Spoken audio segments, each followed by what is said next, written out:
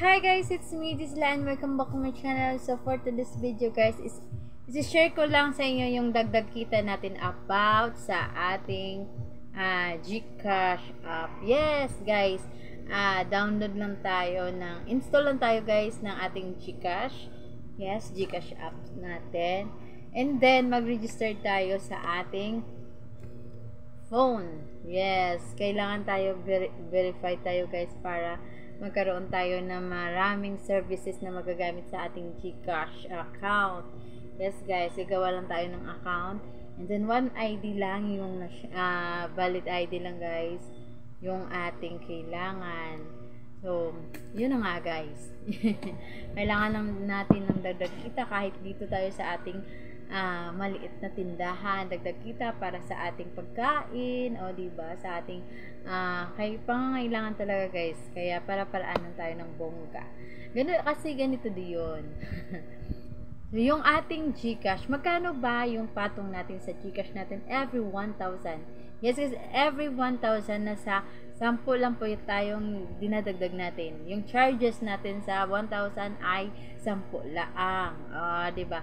Tapos, pag 100 to 500, 5 pesos lang yung charge natin. Diba? Parang ganun lang siya. Tapos, pag 600 to 1,000, magiging 10 na yung charge natin. Ganun lang yan guys. Kaliit lang. Diba? Mura lang yung dagdag natin. Kesa magpapadala.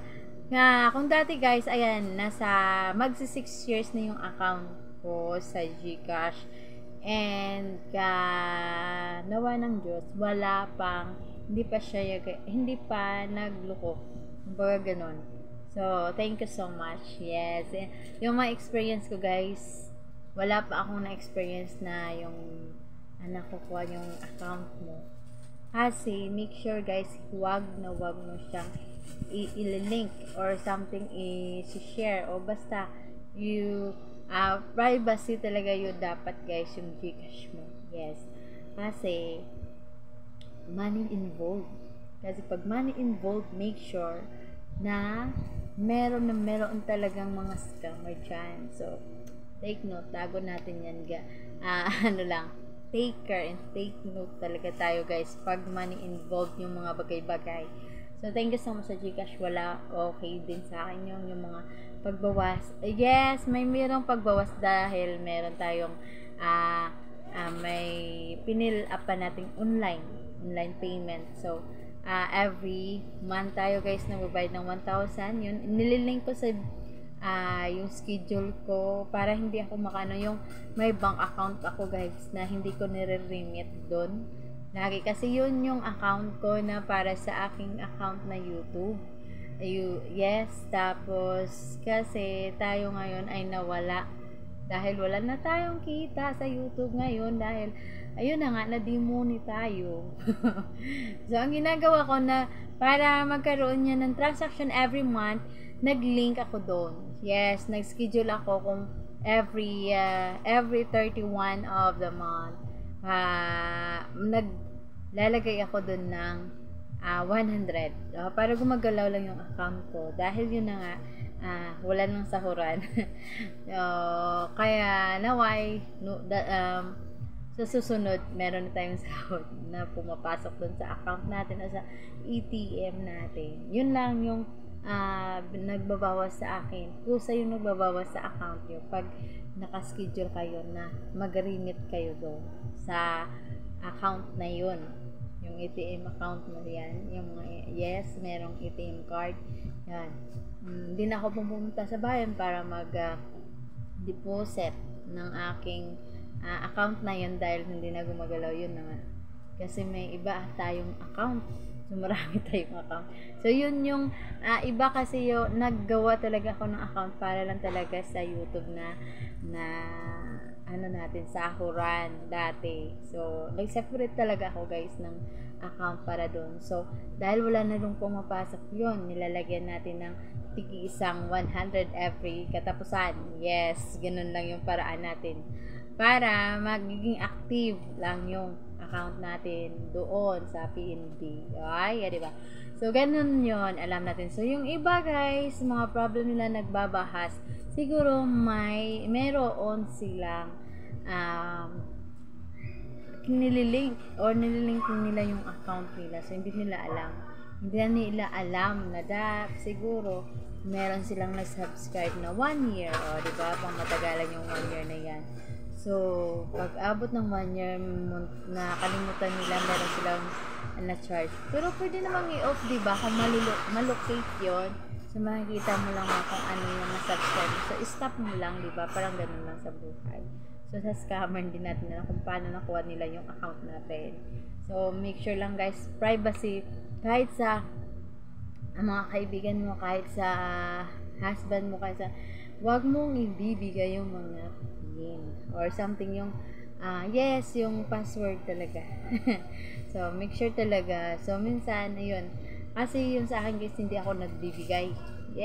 Pag money involved talaga guys, hindi kayo magbibigay ng mga PIN nyo dahil yun na nga, iwas kaguluhan sa buhay. Yun na nga, pero mas secure tayo ngayon dahil minimake sure ng GCash minsan na maglalagin sa ibang account, sa ibang cellphone, merong face picture, diba? Tapos i-blink pang eyes. So, nang i-try natin yung picture.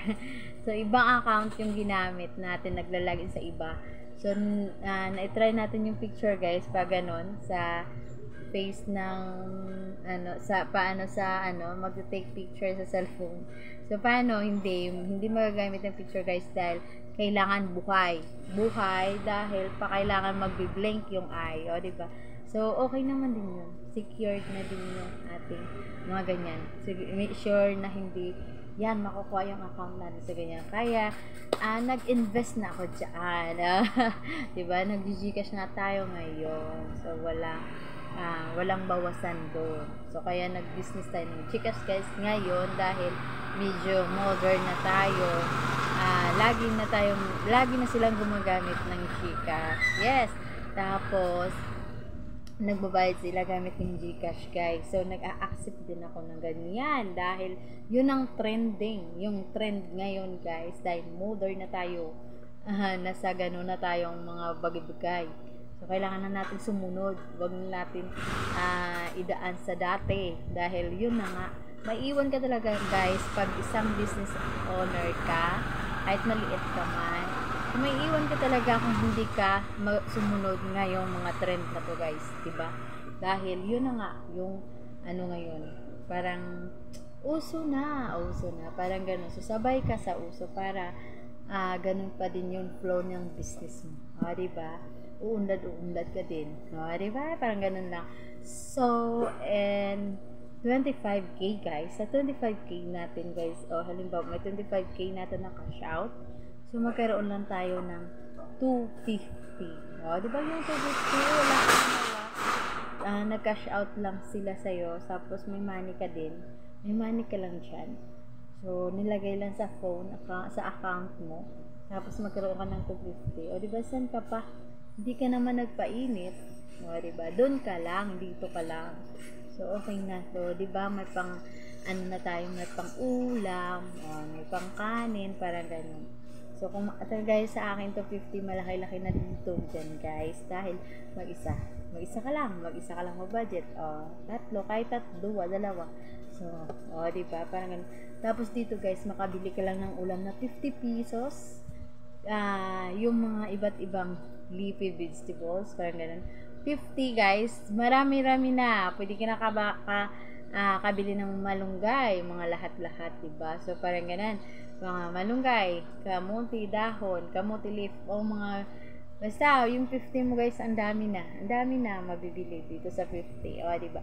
So, i-ref mo lang yan. So, hanggang na yung mga dahon na yan. So, igugulay natin everyday. Diba? Savings na. Sa Gcash lang. Diba? Parang ganun lang guys. So, mag-install na kayo guys. Kahit student kayo guys, pwede din. Diba? So, sa akin guys, ibang araw, cash in, cash out. So, yung laging, yung ginagamit ko pag market day, cash out lang. dahil hindi ko mamonitor kung cash in dahil marami tayong tao pag market day, baka masalisihan tayo. So ang ginagawa ko lang yung cash out dahil sila yung magsisend, tapos i-trace mo lang yung number, reference number, tapos i-check lang kung magkano at saka yung ganun. So, magbigay ka lang ng pera sa kanila. So, monitor mo kung magkano yung kita mo dahil andun lang yung pera sa cellphone mo. Pag cash in naman guys, kailangan mong i-take note. And then, yun na nga, makikita mo naman doon. So, ano mo pa, makikita mo yung mga in, yung out, mga ganun. Parang vice versa. Pero, kadalasan, pag busy day and market day, cash out lang talaga yung aking ginagamit para madali ko siyang ma-monitor. So, 'di ba? Parang walang salisi sa buhay, o 'di ba? Parang walang lamang, o 'di ba? Parang ganoon lang. Kasi mag-isa tayo, guys, hindi natin kumbaga, hindi natin ma-fix na ganun yung mangyayari. Baka kasi merong labasan ng ibang money. Parang ganun sa guys. Dahil tayo yung nagmamanage sa GCash at saka ano na din, yung nagka-counter pa din tayo. So, mahirapan tayo sa kalisod sa mga ganyang bagay. Kaya, isip tayo ng mga paraan na hindi tayo masalisihan. Kahit mag-isa ka lang sa buhay mong naghahanap buhay. O, di ba parang ganun? So, ganun lang guys sa buhay. So, guys, ganyan yung GCash guys ha. So, kung sa mga gusto pa dyan, ayan, for the go na kayo guys. Go lang kayo ng go. So, thank you so much guys for watching. Siyempre, yung Team Suana family, thank you so much. Friends, family, ayan, thank you very much for supporting my my video guys. Yes, sa susunod din naman nating pag video guys is check, i-share ko na naman sa inyo kung ano pa, kung paano tayo magkaroon ng 500,000 na limit sa GCash guys, no, diba? Sa akin guys, 500,000 na yung limit natin sa GCash. Yan, dito lang muna. Bye! It's me, Juicy lang nagsasabi. Hindi tayo sikat, pero kailangan lang nating umangat. Bye!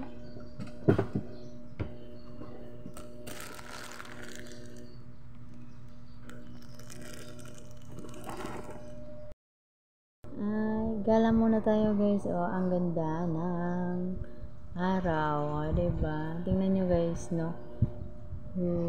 Yan. Hindi makukuha. Hindi makukuha talaga guys. Alright. So, andito tayo. Gala-gala muna tayo guys sa SM Bacolod. Ayan.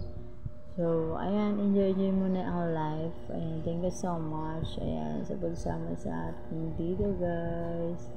Yes, SM Bacolod tayo guys. Ayan. Tara! Pasok muna tayo dito guys. No? Diba? Ang ganda na. Daming sasakyan. Ang lapad din nito guys. So, diba? Bye!